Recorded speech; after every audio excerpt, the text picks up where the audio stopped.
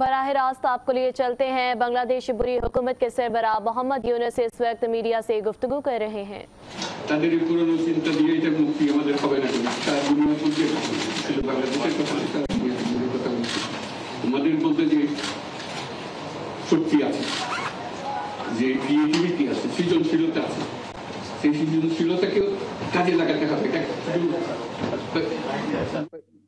বই খাতাতে লেখার জিনিস না, এটাকে প্রকাশ করার জিনিস, স্থাপন করার জিনিস, এটা করা। এটা আমরা এই আজকে আমাদের পুরো কাজটা হলো, দায়িত্বটা হলো তারা যেটা অর্জন করে নিয়ে এসছে এখন তাদেরকে দিয়ে এটাকে করিয়ে দেওয়া, আমাদের সমস্ত কাঠামোগুলো পরিষ্কার করে দেওয়া। সরকার বলে একটা জিনিস আছে কিন্তু মানুষের কোনো আস্থা নেই। মানুষ মনে করে সরকার একটা দমন পীড়নের একটা যন্ত্র, যেখানে পায় যেখানে সুযোগ পায় তার একটা কষ্ট দেওয়া, তার থেকে নিংড়ে দেওয়া, যে সকল স্তরে। এটা হলো তার থেকে কেমন ভাবে সামাল দিতে হবে, তাকে একটা ভয়ের একটা জিনিস, তাকে সামাল দিয়ে চলা। এটা হলো সরকার। এটা সরকার হতে পারে না। সরকারকে দেখে মানুষের বুক ফুলে উঠবে যে আমাকে সাহায্য করবে, আমাকে রক্ষা করবে, আমার সরকার আমার জন্য দাঁড়াবে। সরকার তার জন্য দাঁড়ায় না কোনো সময়। যে সরকার হবে সেই সরকার মানুষকে রক্ষা করবে, মানুষের আস্থাভাজন হবে। এটা কেউ জোর করে তাকে বলার ভালো আছে এটা না।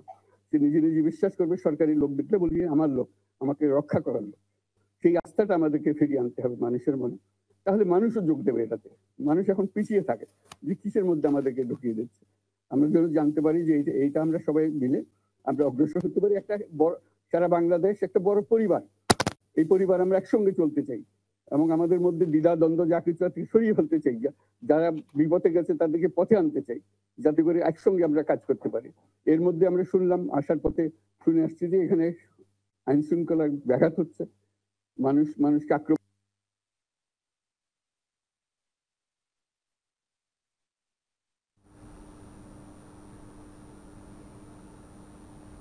খ্রিস্টান আমেরিকা সবার উপর আক্রমণ করছে।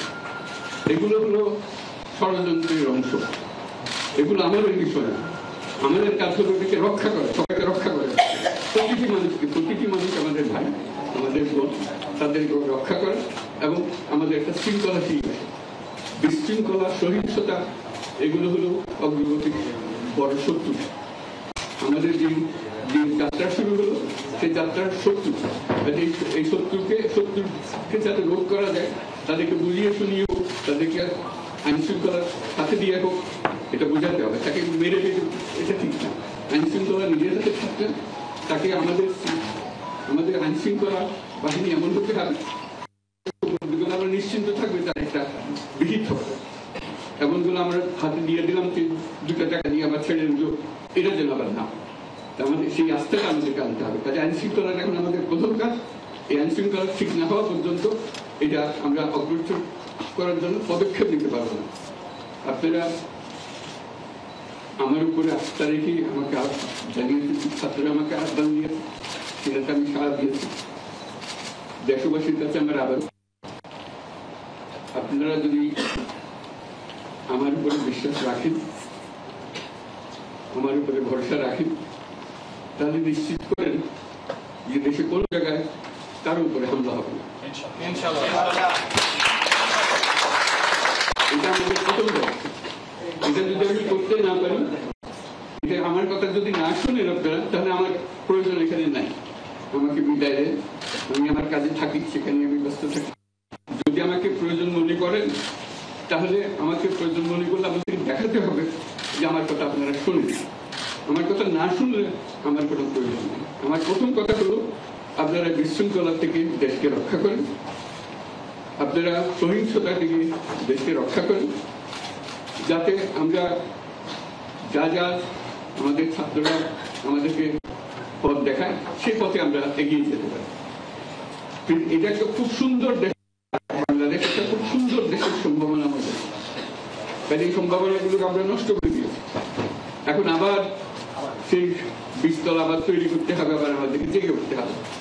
তারাই এই বীজতলা তৈরি করবে, তাদের হাত দিয়েই হবে এবং তাদের দিকে আমরা তাকাবো এবং আমরা তাদের নির্দেশ মতে আমরা অগ্রসর হব।